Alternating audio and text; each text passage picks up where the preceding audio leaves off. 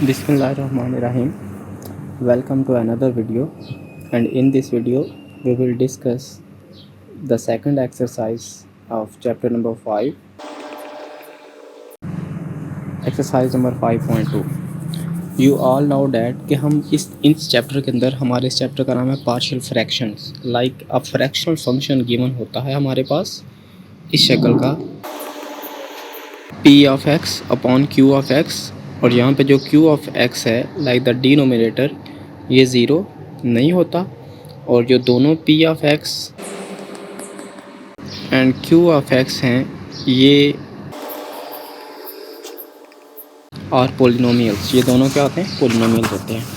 अच्छा, हमने फ्रैक्शन की दो टाइप पढ़ी थी, प्रॉपर फ्रैक्शन और इम्प्रॉपर फ्रैक्शन। ठीक है, प्रॉपर फ्रैक्शन कौन सा फ्रैक्शन होता है? वो जिसमें डिनोमिनेटर की डिग्री ज़्यादा हो न्यूमरेटर से, उसको कहते हैं प्रॉपर। और इम्प्रॉपर कौन सा होगा? अगर डिनोमिनेटर की और न्यूमरेटर की डिग्री अगर सेम हो जाए या न्यूमरेटर की डिग्री ज़्यादा हो जाए देन डिनोमिनेटर, तो उसको कहते हैं हम लोग इम्प्रॉपर फ्रैक्शन। ठीक है, तो स्टूडेंट्स हमने इसमें जो हम लोग डिस्कस करेंगे इस नई एक्सरसाइज में केस नंबर 2 डिस्कस करने जा रहे हैं। केस नंबर 2 से मुराद क्या है? केस नंबर 2 से मुराद ये है कि जो q ऑफ x है ना,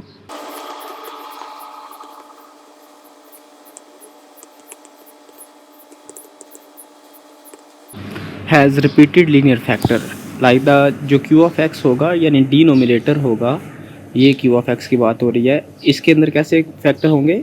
when q of x has the repeated linear factor. Repeated linear factor इसके अंदर इन्वॉल्व होंगे। ठीक है, लीनियर फैक्टर्स होंगे।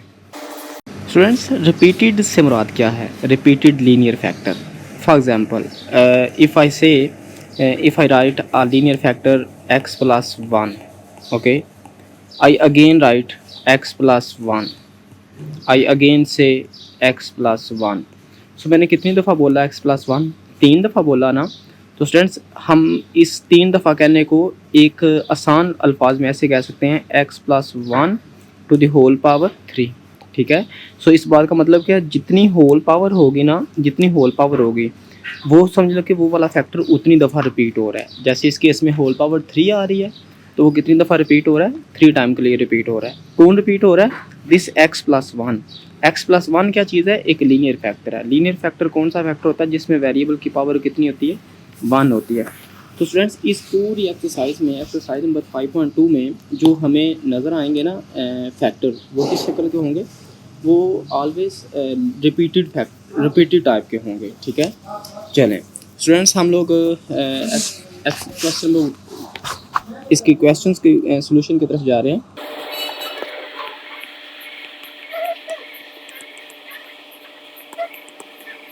जी स्टूडेंट्स, हमारे पास सबसे पहले प्रॉब्लम नंबर 1 है। इसका प्रॉब्लम नंबर 1 में आपने सबसे पहले वही चीज़ डिसाइड करनी है कि ये वाला फ्रैक्शन प्रॉपर है या इम्प्रॉपर है।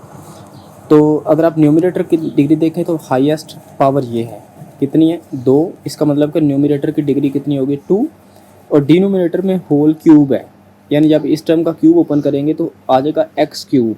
ठीक है, यानी डिनोमिनेटर की डिग्री कितनी है? 3 है। तो नीचे वाले की डिग्री क्या होगी? ज़्यादा होगी ना, यानी नीचे वाले की डिग्री 3 और ऊपर वाले की 2। इसका मतलब कि नीचे वाले की डिग्री ज़्यादा है, ये प्रॉपर फ्रैक्शन है। अब ना प्रॉपर फ्रैक्शन को हम लोग क्या काम करेंगे? प्रॉपर फ्रैक्शन को हम लोग एज इट इज़ ली जो ना वो सॉल्व करते जाएंगे। ठीक है, अच्छा, वन थिंग मैं आपको अगर यहाँ पर प्रीवियसली आके बता जाऊँ तो कुछ यूँ है। फॉर एग्ज़ाम्पल, अगर हमारे पास कोई ये है p ऑफ x, कोई लीनियर फैक्टर है अपॉन कोई ऊपर पोलिनोमियल है अपॉन कोई लीनियर फैक्टर है, let's say x plus a to the whole power let's say 3 है। ओके, सो आप इसको कैसे डील करेंगे, यानी आप इसके फैक्टर कैसे बनाएंगे? फ्रेंड्स, मैक्सिमम पावर कितनी है? 3 है ना। आपने होल पावर, इसके 3 फैक्टर बनेंगे। इसके कितने फैक्टर बनेंगे? 3। तो अपना राइट साइड पे 3 फैक्टर के लिए सबसे पहले स्पेस छोड़ लें। ठीक है, अच्छा, फिर आपने क्या काम करना है? होल पावर मैक्सिमम पावर 1 से स्टार्ट करना है, यानी यहाँ पर क्या आएगा? x प्लस a आएगा, सिंपल। और फिर आपने इसकी पावर को एक एक करके इंक्रीज़ करते जाना है। ठीक है, लाइक यहाँ पे भी x प्लस a लिख लें, आप ऐसे करके यहाँ रख लें। तीनों के डिनोमिनेटर में ना x प्लस ए लिख लें। क्या लिख लें? x प्लस ए लिख लें। रिपीटेड टर्म्स को डील करने का तरीका बता रहा हूँ। पहले वाले में होल पावर 1 आएगी, देन आप एक यहाँ पे पावर इंक्रीज़ कर दें 2, और देन यहाँ पे पावर क्या कर दें? इंक्रीज़ कर दें, होल पावर 3 आ जाएगी। यानी इस तरह से करके अगर फॉर एग्ज़ाम्पल कुछ ऐसे है p of x upon x plus a to the whole power n, तो अब यहाँ पर कितने फैक्टर बनेंगे? इसके पार्शियल फ्रैक्शन कितने बनेंगे? n बनेंगे। पहला फ्रैक्शन प्लस दूसरा fraction plus up to so on plus ये वाला nth फ्रैक्शन के लिए हमने जगह छोड़ दी, ठीक है। यानी और अब इसको डील कैसे करेंगे? होल पावर 1 से स्टार्ट करेंगे, या ये कह लें कि सभी के नीचे x प्लस ए लिख लें आप, जैसे ये मैं लिख रहा हूँ जितने भी फ्रैक्शन है तो x प्लस ए, ठीक है। सो यहाँ पर अब पहले में होल पावर 1 यहाँ पे आ गई, अब इसमें क्या आ जाएगी 2, इसमें क्या आ जाएगी 3, नो सॉरी नॉट 3 बट इसमें होल पावर n आ जाएगी, ठीक है। सो अब इनके ऊपर फॉर एग्जांपल स्टूडेंट्स अगर इसकी बात करूँ तो x प्लस एक लीनियर टर्म है, ये भी लीनियर टर्म है। ऊपर स्क्वायर का मतलब ये नहीं है कि ये स्क्वायर टर्म है, इसको ऐसे करके सोचना है आपने, ये एक लीनियर टर्म है और ये 2 टाइम रिपीट हो रही है, और इसको ऐसे सोचना है कि लीनियर टर्म है और 3 टाइम रिपीट हो रही है। तो स्टूडेंट्स इसके ऊपर ए के कांस्टेंट यूज़ करते हैं, ए 1 फॉर लेट से हम लोग इसके लिए यूज़ कर लेते हैं, इसके लिए हम लोग A2 यूज़ कर लेते हैं, और इसके लिए A3। सिमिलरली इसके लिए A1 A2 up to so on AN हम इसको नाम दे लेते हैं। अब A1 A2 A3 कह लें या ABC कह लें, ये आप पे डिपेंड करता है, नो मैटर। सो ये तरीकाकार होगा किसी लीनियर एंड रिपीटेड डिनोमिनेटर को डील करने का। चलें स्टूडेंट्स, अब हम लोग now we are be able to deal this question. अब देखें डिनोमिनेटर में होल पावर टर्म कितनी दफ़ा रिपीट हो रही है? 3 दफ़ा। सबसे पहले हम लोग इसके फ्रैक्शन बना लेते हैं। स्टूडेंट्स आप ये जो गिवन क्वेश्चन है इसको लेफ्ट साइड पे लिख लें एज इट इज़। चलें स्टूडेंट्स, ये जो होल पावर है कितनी दफ़ा रिपीट हो रहा है? 3 दफ़ा। तो यहाँ पे कितने फैक्टर बनेंगे? 3 फैक्टर बनेंगे, ठीक है। 3 फैक्टर के लिए ना आप सबसे पहले स्पेस छोड़ लें, ये मैंने 3 फैक्टर के लिए स्पेस छोड़ दी इसकी। नेक्स्ट स्टूडेंट्स ये तीनों के नीचे x माइनस 1 लिख लें, ठीक है। अब पहले वाले में होल पावर 1, इसमें होल पावर कितनी होगी? 2, जिसकी कुछ नहीं पावर उसकी ऑलरेडी 1, और इसमें कितनी आ जाएगी? 3 आ जाएगी। इसके ऊपर कांस्टेंट यूज़ करें, लेट से A, B और C, हमने इसके ऊपर कांस्टेंट, हम इस इक्वेशन को नाम दे लेते हैं इक्वेशन नंबर 1 का। अब फ्रेंड्स हमारा मकसद है इस इक्वेशन नंबर 1 में से कांस्टेंट्स की वैल्यू फाइंड करना। इसके लिए ना इसको फ्रैक्शन फ्री बनाएं, तो जो भी लेफ़्ट साइड का डिनोमिनेटर होगा, जैसे इस केस में ये डिनोमिनेटर है लेफ़्ट साइड का, आप इससे हमेशा मल्टीप्लाई करवाएंगे, ठीक है। दोनों तरफ इससे मल्टीप्लाई करवा दें। लेफ़्ट साइड पे क्या बचेगा? Is equal to, right side पे स्टूडेंट्स बचेगा हमारे पास ये जो x माइनस 1 का क्यूब है, जब इस a वाली टर्म से ख़त्म होगा तो इसके 2 टर्म इसके साथ कैंसिल हो जाएंगे। यानी a के साथ क्या आ जाएगा? a के साथ आ जाएगा a times x negative 1 to the square plus b times ये जो स्क्वायर टर्म है, ये क्यूब टर्म इस स्क्वायर टर्म से कैंसिल हो जाएगी, और b के साथ क्या आ जाएगा? x negative 1 plus c times plus हमारे पास क्या आ जाएगा? प्लस c आ जाएगा, यानी इसका जो पूरा डिनोमिनेटर है उससे कैंसिल हो जाना है। इसको हम लोग नाम दे लेते हैं इक्वेशन नंबर 2 का, ठीक है।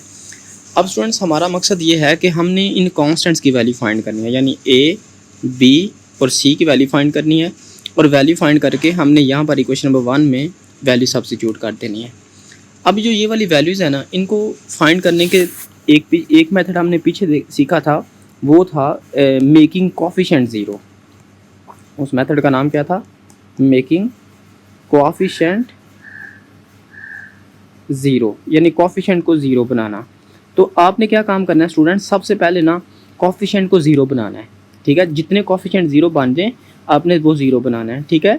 जब फॉर एग्जांपल देखो ये b का कोफिशिएंट क्या है? x माइनस 1, आप इसको ज़ीरो बना सकते हैं। How you make it zero? Substitute equal to zero, okay. So say it put x minus 1 equals to 0. So from here you will get x is equal to 1. Okay. So it become 2x के you have to substitute x equals to 1 in the equation number 2. So it become 2 times 1 squared negative 3 times 1 plus 4 equals to, अब जिसमें x minus 1 आ रहा है ना वो 0 हो जाएगा। ये a वाली टर्म में भी x माइनस 1 आ रहा है और b वाली में भी x माइनस 1 आ रहा है, ये दोनों 0 हो जाएंगे। इट बिकम 0 प्लस 0 और plus this c as it is रहेगा। अब आप अगर इसको सिंप्लीफाई करें तो स्टूडेंट्स ये सिंप्लीफाई होकर आपको आंसर क्या करेगा, ये आंसर करेगा 1 squared is 1 2 plus 4 6 minus 3 it give us 3 equals to सी।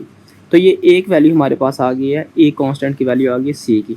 अब हमने rest of the two find करनी है स्टूडेंट्स। अब और कोई भी कॉफिशिएंट जीरो नहीं हो सकता क्योंकि देखो x माइनस 1 ही कॉफिशिएंट है, इसके अलावा और कुछ भी कॉफिशिएंट नहीं है किसी कांस्टेंट का, ठीक है।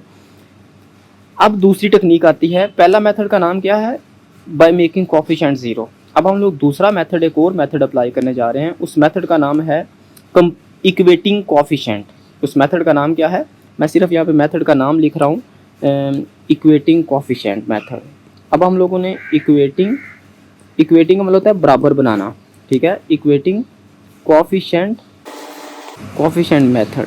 अब हम लोग ये वाला मेथड अप्लाई करके इक्वेटिंग कॉफिशिएंट मेथड अप्लाई करके जो रेस्ट ऑफ द कांस्टेंट है ना उनकी वैल्यूज़ फाइंड करेंगे। रेस्ट ऑफ द कांस्टेंट कौन कौन सा है, यानी a और b। इसके लिए स्टूडेंट्स आप अगेन से इक्वेशन नंबर 2 को सॉल्व करेंगे, ठीक है।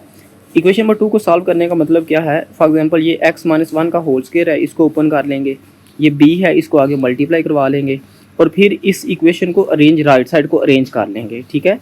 तो फिर लेफ्ट साइड का जो कॉफिशिएंट हो गया उनके साथ इनको इक्वेट कर लेंगे, ठीक है, यानी इनका कंपैरिजन करवा लेंगे। देखिएगा स्टूडेंट्स कैसे, लेफ्ट साइड पे कोई भी चेंज नहीं आएगा। For example 2x square negative 3x plus 4, ये अब ऐसे ही एज इट इज़ चलती जाएगी, ठीक है। अब देखें हमने सिंप्लीफाई करना है तो ये x माइनस 1 का होल स्क्वायर ओपन हो रहा है ना, इसको ओपन करवा लें। So it become a times x minus 1 का होल स्क्वायर क्या होगा, x square negative 2x plus 1, okay. So ये b आगे मल्टीप्लाई हो रहा है, इसको मल्टीप्लाई करवा लें। So it become plus bx and plus not plus but negative b and plus c, ये सेम आ जाएगा। इससे अगले स्टेप में स्टूडेंट्स ये a है, इसको अगली टर्म के साथ मल्टीप्लाई करवा लें आप, ठीक है। सो ये क्या बन जाएगा स्टूडेंट्स, ये लेफ्ट साइड पे कोई भी चेंज नहीं आने वाला, इज इक्वल टू a को जब आगे मल्टीप्लाई कराएंगे it become ax squared, okay, then negative 2ax and then plus a, okay, plus bx negative b plus c। Friends अब ना राइट साइड के जो कॉफिशिएंट है, राइट साइड के जो वेरिएबल है, इनको अरेंज करके लिख लें। अरेंज करने का मतलब क्या है कि जो सबसे बड़ी पावर है उसको सबसे पहले, फिर उससे छोटी पावर और फिर उससे छोटी पावर और एंड पे कांस्टेंट। जैसे देखिए सबसे बड़ी पावर x स्क्वायर्ड है, सबसे पहले इसको लिख लेना है। फिर देखेंगे और x वाली टर्म कौन कौन सी है, एक ये x वाली टर्म है और एक ये वाली, इनको कंबाइन करके लिख लें और जो बाकी सारी हैं वो कांस्टेंट को रिप्रेजेंट करवा रही हैं, ठीक है। सो ये क्या बन जाएगी स्टूडेंट्स, लेफ्ट साइड पे तो मैं बता रहा हूँ वही चीज़ एज इट इज़ आ जाएगी, ठीक है।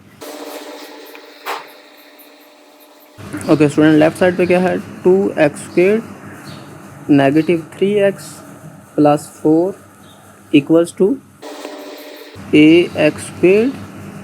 अच्छा स्टूडेंट्स, इस टर्म में से और इस टर्म में से अगर x कॉमन ले लिया जाए, सो x कॉमन लेने पर ये चीज़ क्या बन जाएगी, प्लस x अगर कॉमन ले लिया जाए तो उधर से बचेगा नेगेटिव 2a और इधर से बचेगा प्लस b, ओके। और जो बाकी टर्म है वो कांस्टेंट है, उनको सेपरेटली लिख लें। प्लस वो वाली टर्म क्या क्या है, a negative b plus c। Friends अब ना हम लोग देखें दोनों साइड पर मैक्सिमम पावर कौन सी है। फॉर एग्जांपल इधर मैक्सिमम पावर x स्क्वेयर्ड और इधर मैक्सिमम पावर है x स्क्वेयर्ड, ठीक है। जो मैक्सिमम पावर है ना, सबसे पहले आपने उसके कोफिशिएंट कंपेयर करने हैं, फिर उससे स्मॉलर पावर के और फिर उससे नीचे, यानी सबसे पहले x स्क्वेयर्ड फिर x और एंड पे कांस्टेंट टर्म के कोफिशिएंट कंपेयर करने हैं, ठीक है। तो आप लोग यहाँ पे ये कहेंगे comparing coefficients of x squared comma x and constant, like इन सारी टर्म्स के बारी बारी हम लोग कोफिशिएंट कंपेयर करने जा रहे हैं। सबसे पहले हम लोग किसको कंपेयर करेंगे, एक्स स्क्वेयर्ड को। यहाँ पर ना अपनी याददाश्त के लिए सिर्फ आप चाहे ये एक्स स्क्वेयर्ड लिख लें कि हम लोग एक्स स्क्वेयर्ड को कोफिशिएंट कंपेयर करने जा रहे हैं। अब देखें लेफ्ट साइड पे एक्स स्क्वेयर का कोफिशिएंट क्या है 2 और राइट साइड पे एक्स स्क्वेयर का कोफिशिएंट क्या है a. So a is equal to किसके आ जाएगा, 2 के आ जाएगा, ठीक है। So we can write it a is equal to 2। Similarly next हम लोगों ने x के कोफिशिएंट कंपेयर करने हैं। लेफ्ट साइड पे x का कोफिशिएंट क्या है -3 और राइट साइड पे x का कोफिशिएंट क्या है -2a + b, यानी x नहीं लिखने की ज़रूरत है, ठीक है। So it become -3 equals to -2a + b, ठीक है। फ्रेंड्स अगर हम लोग एक ये वाली वैल्यू इसमें सब्स्टिट्यूट करते हैं इस इक्वेशन में, तो ये वाली इक्वेशन क्या बन जाएगी, it become -3 equals to -2 times a है 2, I substituted it, plus b as it is, okay. So it become b equals to -3 + 4, so it give us b is equal to 1, okay. So in this way ये हमारे पास b की value आ गई और ये हमारे पास किसकी value आ गई है, a की वैल्यू आ गई है, और c की हमने ऑलरेडी पीछे फाइंड की हुई है। तो स्टूडेंट्स आपको अब कांस्टेंट टर्म्स कंपेयर करने की ज़रूरत ही नहीं है, क्योंकि आपका 2 टर्म्स ही कंपेयर करने से आपका सारे कांस्टेंट आपको मिल गए हैं। This means that it's the end, ठीक है। ये हम लोगों ने x के कोफिशिएंट कंपेयर किए हैं, सिर्फ आपको समझाने के लिए बता रहा हूँ। चलें स्टूडेंट्स अब आप ये सारी वैल्यू जो a b c की हैं ये हम लोग इसमें यूज़ कर देंगे इक्वेशन नंबर 1 में, और वो हमारा सोल्यूशन होगा, okay. And I am going to substitute it into the equation number 1।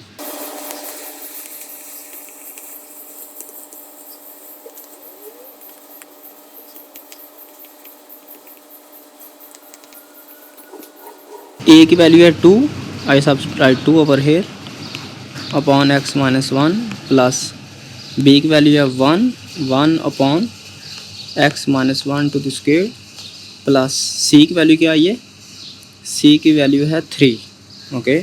So 3 upon x -1 to the whole cube, okay. So this is the end of this question.